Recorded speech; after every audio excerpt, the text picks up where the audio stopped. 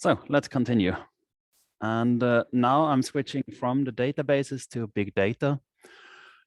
And have mentioned it already before a couple of times. I think in big data, it's much about velocity, volume, and variety. All of them come together. In the beginning, it's much about variety. You may look for very small events in this data set. And in order to get the sufficient statistics on it, you need the volume. And when you have the volume, you also need to have some processing velocity to be able to reach your results. Sometimes it's about coming to a conclusion in very, very short time in order to make a prediction what happens next day. In many scientific problems, it's more about having an accurate, reliable value for your presentation or for your publication. So then maybe you don't have to really tune for the microseconds in the processing. But in principle, what we need is some kind of performant processing method, which is scalable up to many, many larger data sets, and also flexible in case you would like to change something on the way or in your workflow. You realize, okay, this kind of filter doesn't perform in the way I want, then you should be able to relatively easily change this part. Important thing is also in big data is scaling shouldn't be scary.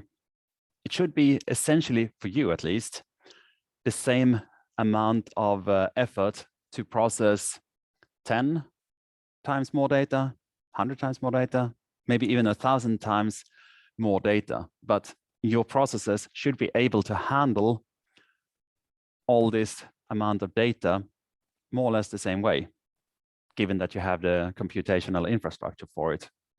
Otherwise, it will be maybe tough. Another aspect of big data is that you maybe even be starving for enough data. The director of AMPLAD lab said that their limiting factor is essentially that they are not always having sufficient interesting data to process and to handle to get their conclusions. Finally, as we are talking about very large amounts of data, it's very important that you have no clicks per sample. It's not very efficient that you have to, in a single click, if you have 1 million images, a single click maybe takes 1 second, and then you can extrapolate that into how many days you would need to process just by clicking once per second. So that is a no-go to work with when you have large data sets, big data sets. And a very simplified story. Google ran into this big data problem several years ago, and it was about making a collection of peta and exabytes of websites and collect some kind of quality metric out of them. And they developed an algorithm called PageRank to evaluate the quality of websites. And in principle, it is about how many pages are linking to the same page, to this page. And the algorithm in principle is for every site on the internet, check the PageRank. Sounds quite easy. And then they did it, divided all the web pages in groups and ran it on some computers. Sounds easy. But the problem is that the PageRank is actually an order n squared, because you have to take every page and compare it to every other page. And then you take the next page and compare it to every other page. And that is really a time-consuming task. So how would you divide this task in order to be more efficient? You could, for example, divide it into languages. So you have the English language sites, the Chinese sites, and run the PageRank among those separately. But in that case, you have isolated different languages from each other. And it could be that one language actually links over to another language. So how you handle this? And the other thing is you need a really, really big and fast computer. But anyway, this loop, this big O n squared, would run for months for a single indexing. So it's not really efficient to work with this way. So you need to really divide the task into some more efficient way. And it's even worse. What happens when you run this huge indexing task? If one computer or hard drive crashes, then you need also have backup computers that comes in place. And well, the question is, do you need a backup computer for every single computer, or how many computers do you need for this backup task? And what I didn't say is that this indexing should be updated actually on a daily basis, more or less. So it's really a question how that it has to be done really fast. And what would happen in the case when there is an earthquake and all computers go down in one of the sites? And what PageRank further do, it's not just counting, it even uses the old rankings of the page as an indicator. And it runs many times until this rank converges. So it's really an iterative process that iterates and iterates and goes on. So it's a quite complex system. And what the solution is, they use something called map and reduce.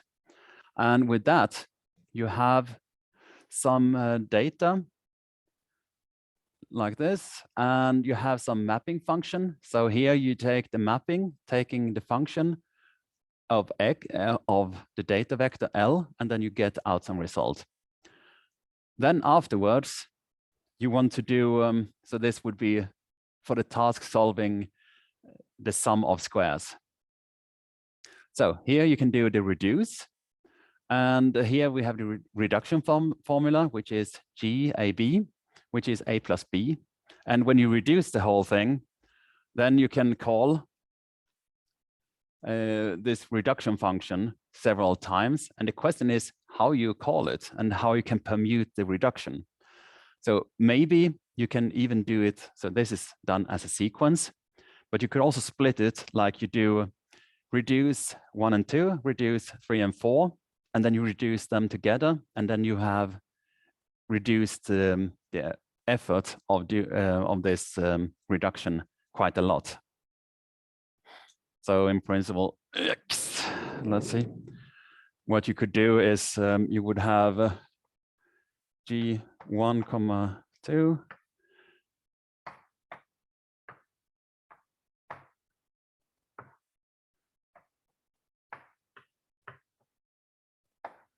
So this would give us 3 reduction operations instead of 4 as we have here. And this would in principle be a logarithm of 2 reduction of the number of reductions. So you can do it in different ways, different strategies on this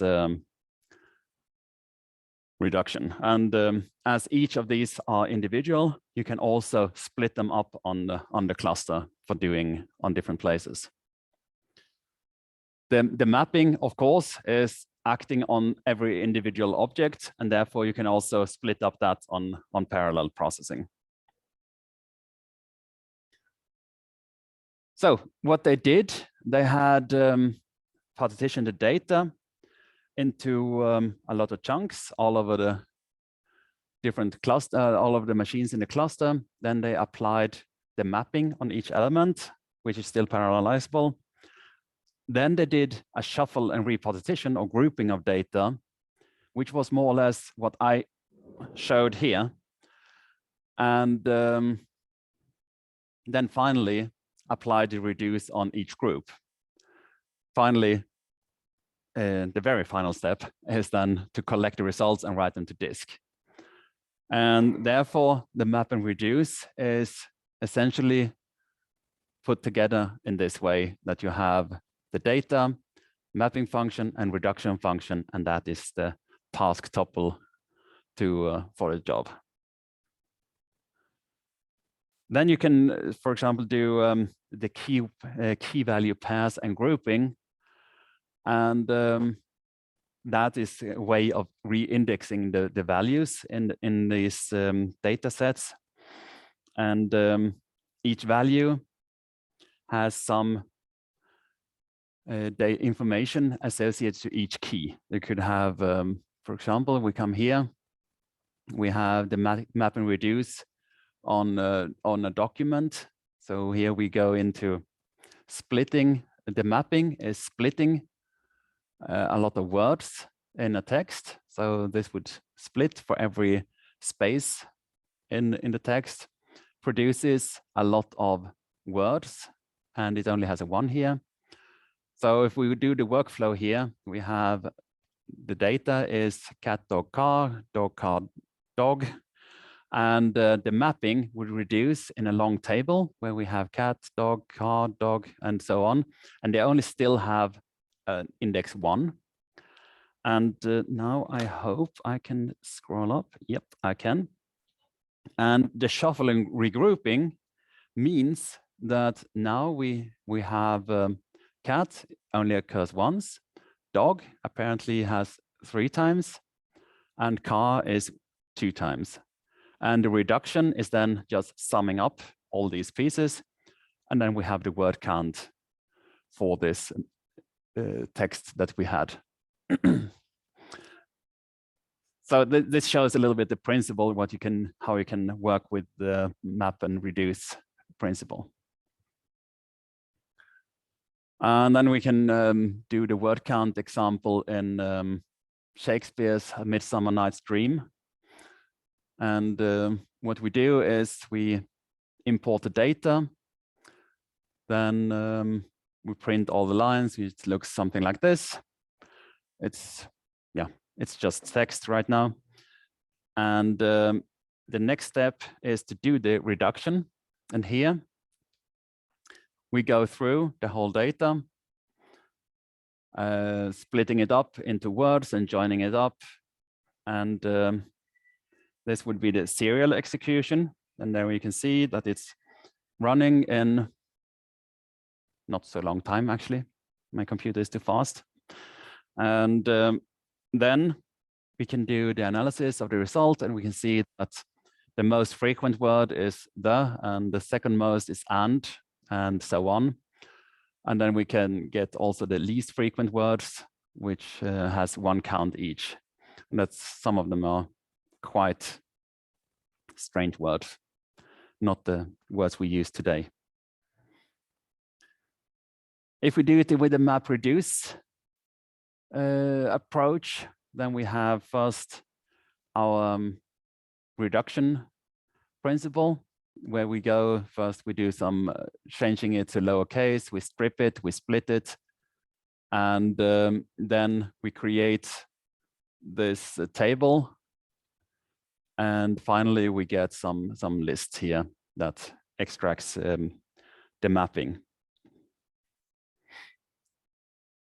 And what you also can see is from last week, here is also an auto test that checks that it actually does what we want to.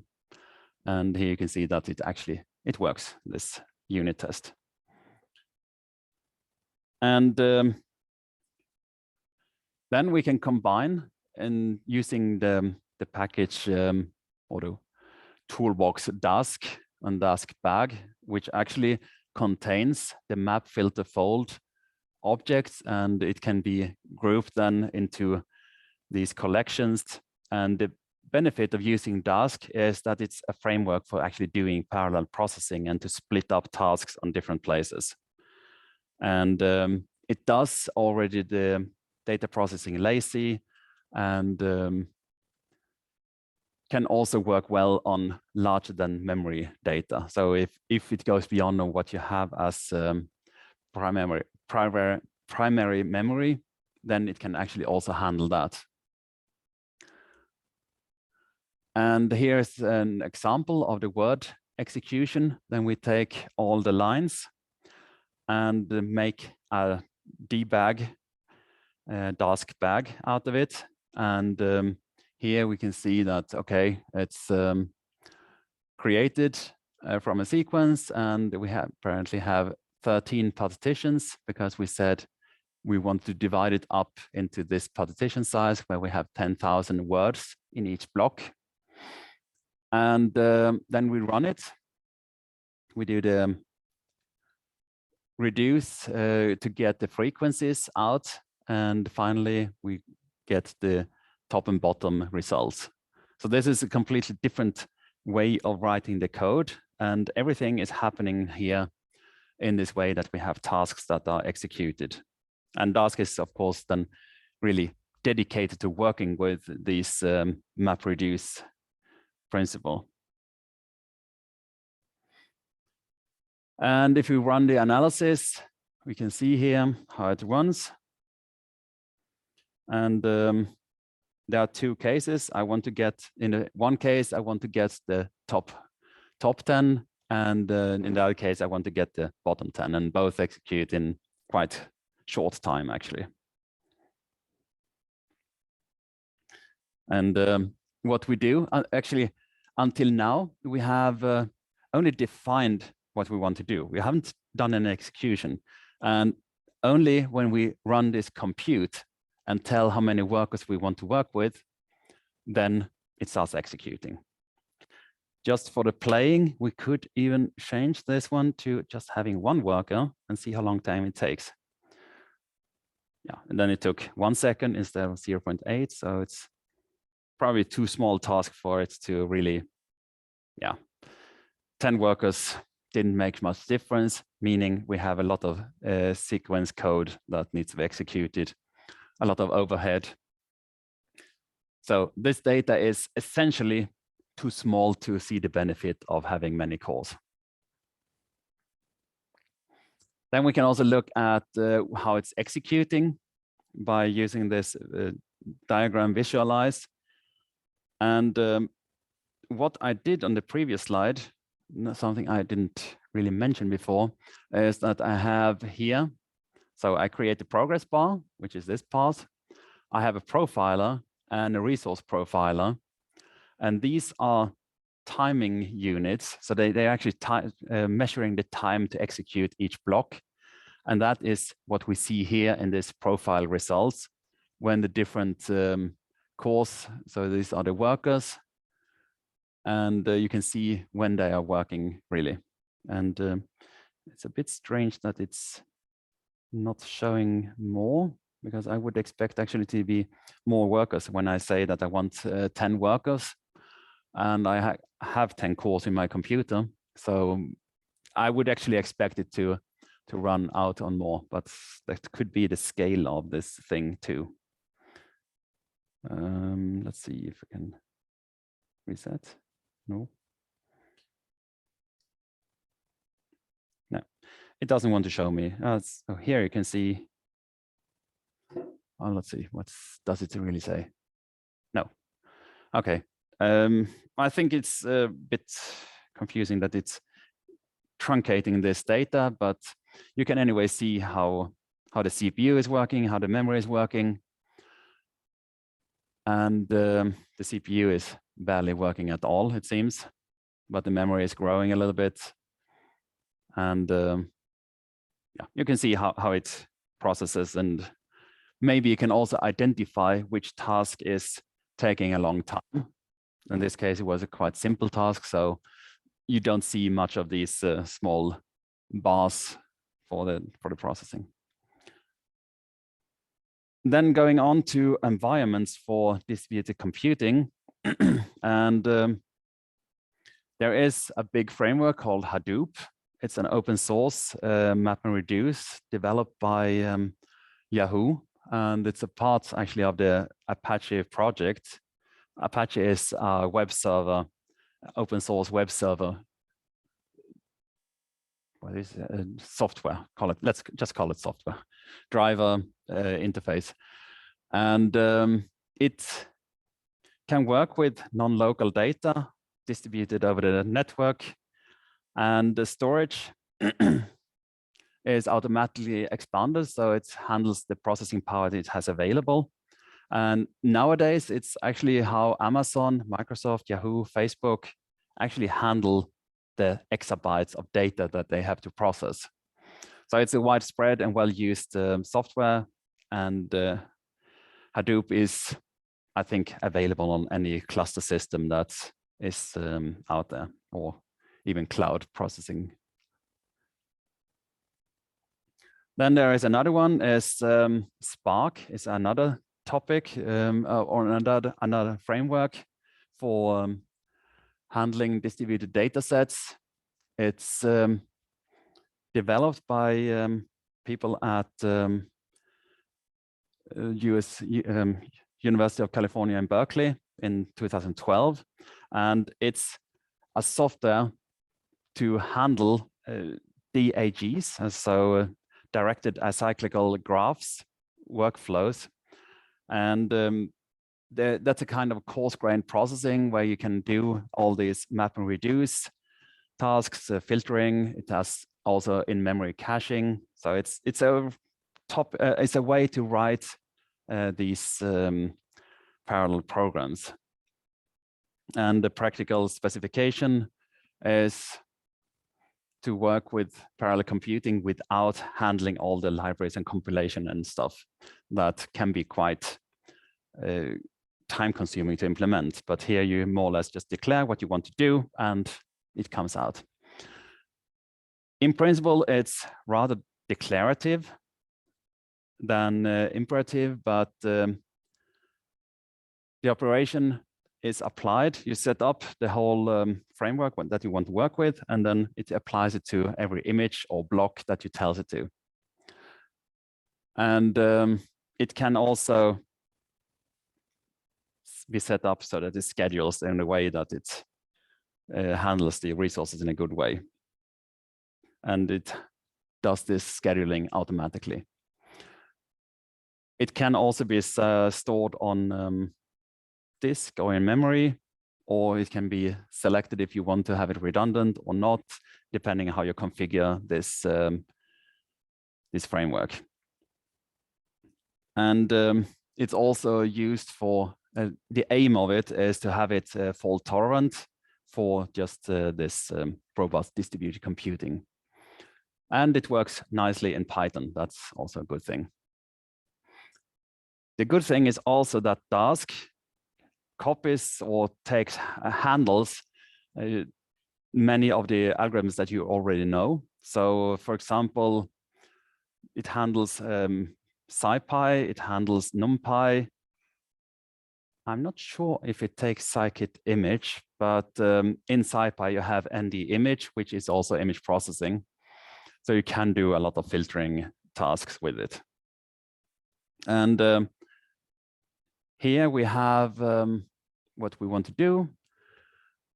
There are a lot of information where you can write, where you can read more about Dask and Spark. One thing is interesting is the KNIME. It's a graphical programming interface where you can do these graphs graphically. It's an open source package, so you can add it, build it up. You can download it and test it. Previously, KNIME was used in this class, but I have switched over more to work with only Python. But there are still some residues remaining of using KNIME. Then there are also TensorFlow, which is a machine learning framework, and PyTorch, also machine learning, and all these, they are somehow integrated in this DAG idea. So let's look at how these tensors or workflow can work. When you call, you have written some code, and the scheduler tries to find the most efficient way, and it iterates, it actually generates different implementation. So you have written some high-level code here that you do some mapping. In this case, it was 2D averaging. And then it creates some different generations of code and see which one is producing the fastest. That one you permute and create even more, or actually you don't do it, the optimizer is doing it.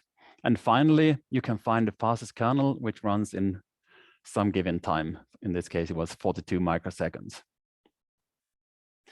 So this is a helpful background task that is performed for you in order to get the best performance. So in the first generation, you got 62 microseconds, and the final optimized version gave us 42 microseconds. Let's look at some of these DAGs. In this case, we create a little image. We only have a 5x5 image, and all elements in image 1 is set to 0, and all elements in image 2 are set to 1. And when we just show the graph that is created, it's just we have the image and we set the value to it. When we want to do image arithmetics on it, let's say we want to subtract 10 from image 1 and multiply image 2 and then by 3 and add the two of them.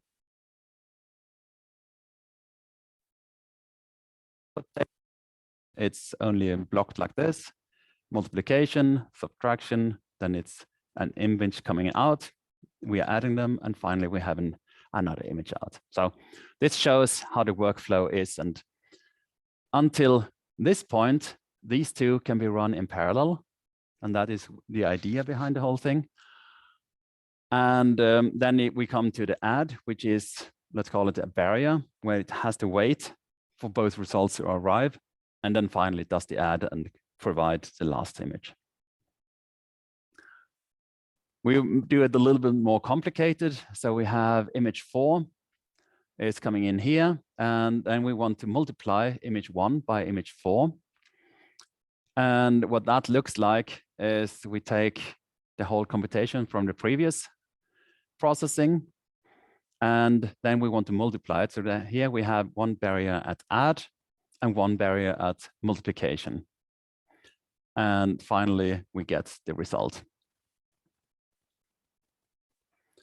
This can also be done on images a little bit larger. So here we have a slice out of the bubble data that we used. I don't remember which lecture anymore. But anyway, we have looked at it before. And we are looking here at 10 frames out of it, just skipping every something to get 10 images to look at what the data looks like. And this we put into, whoa, that's big. I re-execute. So there it is. So here we have a 3D visualization where you can look at the data. For this visualization, I'm now using the ITK data viewer. And here you can see that to do this, we need to convert the data stack into an ITK image, and then we can look at that. The good thing about this viewer is that here you can play with the transparencies, you can set different levels, and you can also rotate quite good. So this is yet another way of visualizing the data. And now we want to create a DAG from this foam image. We have 100 slices, 400 by 400. And we want to split it up into 20 slices per chunk. That means we would get 5 blocks. So what we do is here, we do the splitting, where we first just divide by 255 to get data normalized between 0 and 1. And then we tell the chunk size. And the output is we have now 5 sub-images to work with. We also label it foam image. And now we want to apply a filter operation on this. And now we would use the filter provided by, normally in SciPy ND image, there is a Gaussian filter, and DASG has the same filter operation also. And that network looks like this. Looks quite complicated, actually. Where you can see the processing would be essentially here. We have image block 1 going in, and then we apply some filtering, and then we do some trimming, and then that's the output for block 1. So why does it look this complicated? The reason for that is before we only had pixel-wise operations, and the Gaussian filter has also a neighborhood to consider. And if you cut it up into blocks, then you will have boundary problems that the filtering, when it comes to the boundary, needs to be actually handled somehow. And when you have boundary processing at the full true edges of the image, then of course you have to do some kind of flipping or flapping, mirroring or something like that. But here you actually have the information what happens beyond the border. So what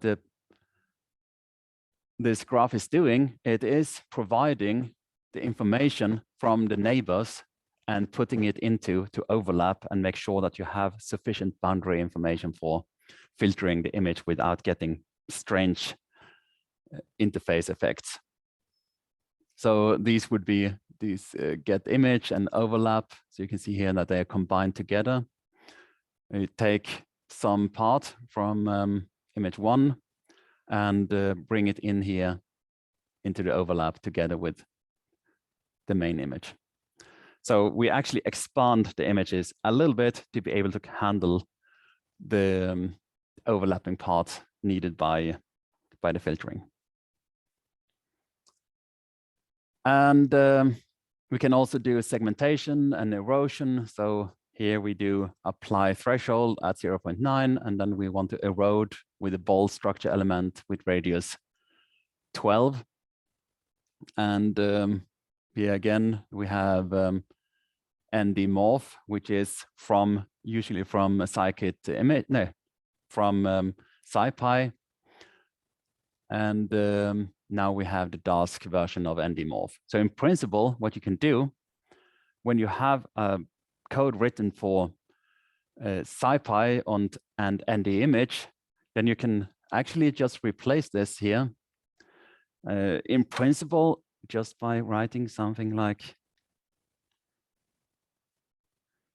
SciPy and the image, and that will be ND morph, I think, or morphology. Oops. As ND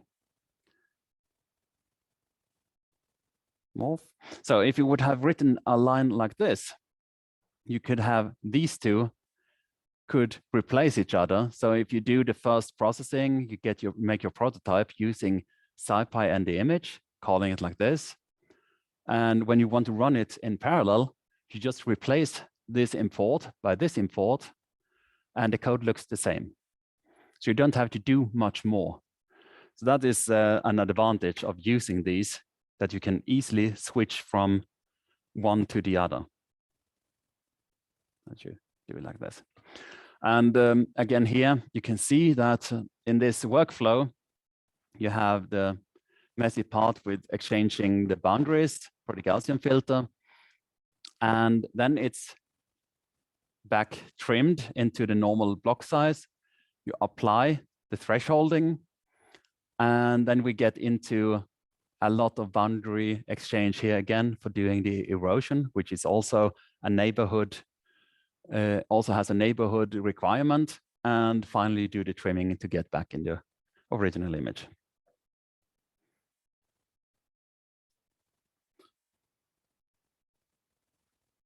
So then we want to do some labeling too. So we create now a labeling function. And here we do apply somewhere. we import SciPy image, in this case, label, and do the labeling somewhere. Here we do it. And then we add some offset to the data. And finally, we apply the labeling on the eroded foam, where we do map blocks. So that's actually applying a function on the blocks and telling that we want to have the data type as integer 64.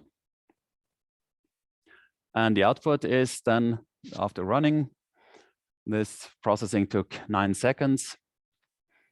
Again, we have the profile if we want to look at it.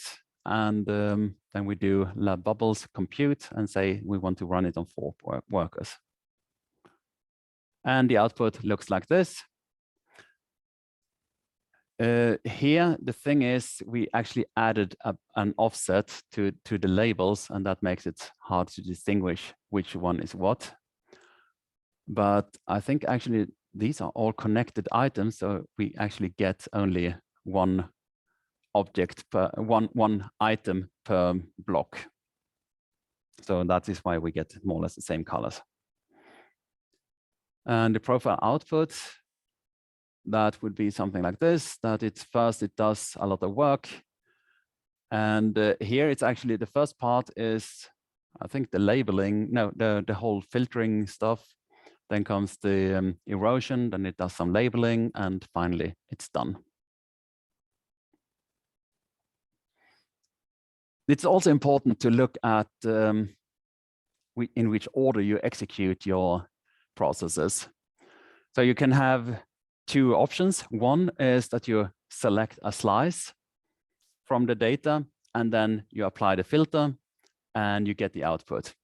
The other option is to filter and select a slice, and then you take the whole image and do the processing, and then you come out with a process block, and then you extract a single slice of it. This is here presented that we have the filtered slices. So this would be that version. We apply it on the foam slices.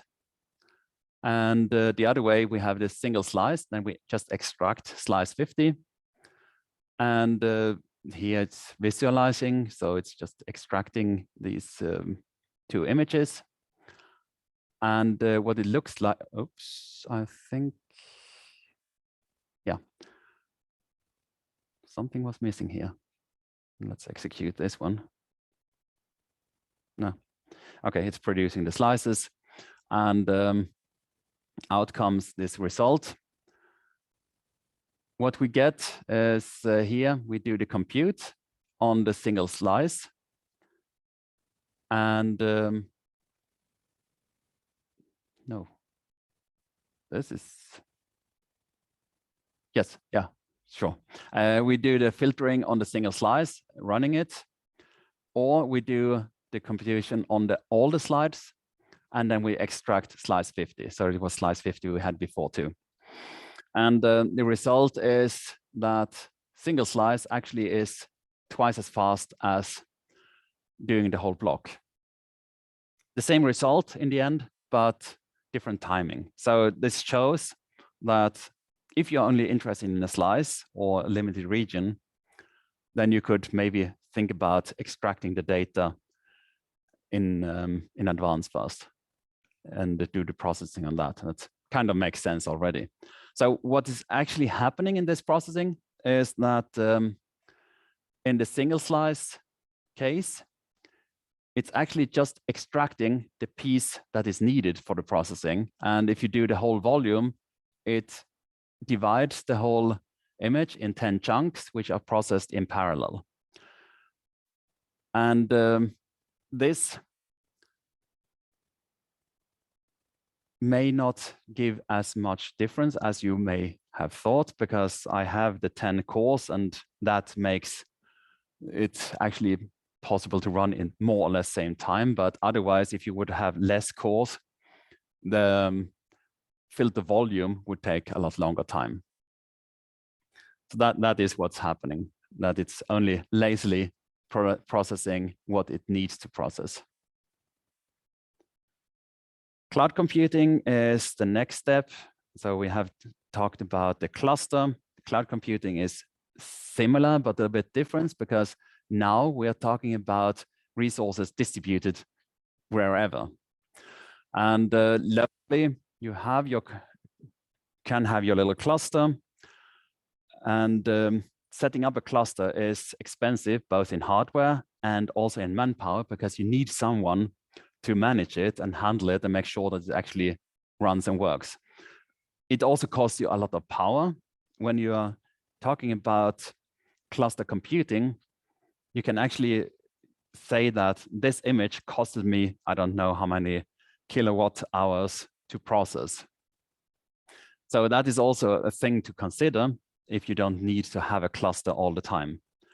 So the cloud resources would be that you actually log in somewhere, you buy the time you need, and then you don't have to care much more. So that can be a cheaper solution for many cases. And the advantage is also that the management is already set up, and it's mostly set up with the tools that most people are using. So the Hadoop is there, the Spark is there, so you don't have to really think about setting up your environment.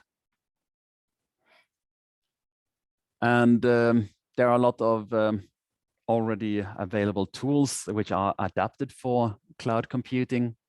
And for example, here, typical k-means or matrix factorization, etc. Machine learning, of course, is done this way. And there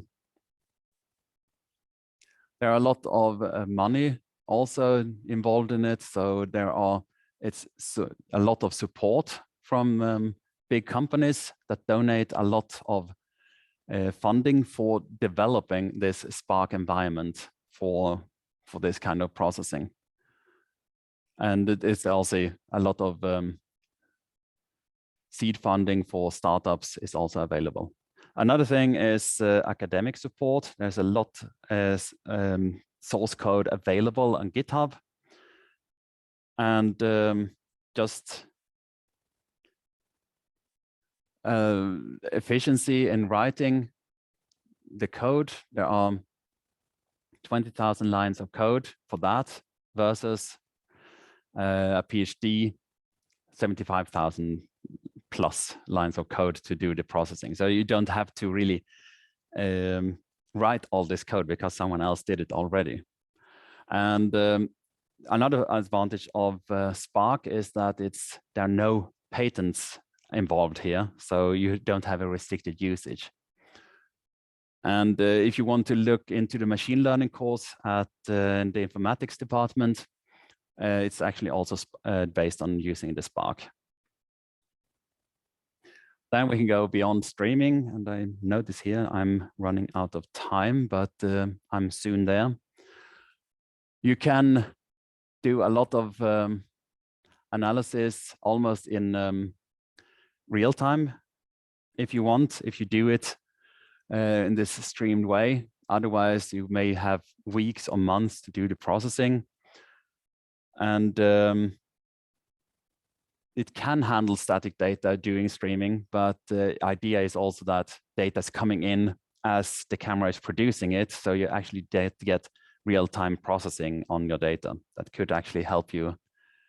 And the same code can be used in real-time analysis and static code. You just have to put it into a streaming concept, and then you can run it. Of course, for streaming, you need more computers, and then you start the work on all these computers. Then, when you're coming into working with really large data, sometimes you don't have the time to handle the whole processing in time. So instead, you can say, I would just want an approximate result. So you can say that if you want to compute the average volume, then you say the mean volume within 5 seconds. Then it gives you some approximate, probably some random sampling, and then it's okay. Then actually CI, I don't know what it is, but can also say with this some other It's probably some convergence index that it has converged to 95%. And that would be fine. And that's methods that you can use if you really want to have results within a given time. For example, the weather forecast, it's not always so precise, but if they say, okay, we are to 95% sure that this is a good weather forecast, but we get it in the time for tomorrow, then that is also fine. And yeah, that was all for today, and actually for the whole class. And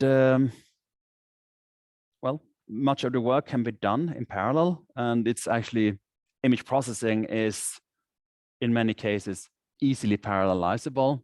Some algorithms, they do need a lot of sequential code, but there's a lot of filtering and labeling tasks that can be done in parallel.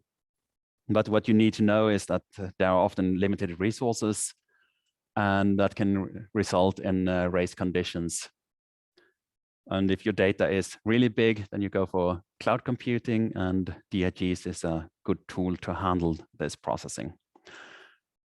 So that was the end of today's lecture. There is also on the webpage a quick summary of all the lectures. I just put together something quickly yesterday, so then you can have a little bit overview of what we have done over this spring semester. Projects, if you want, I know you two want to do projects. I don't know about you, but okay, good. Then we discuss that afterwards. Good. Okay, so then let's stop the recording.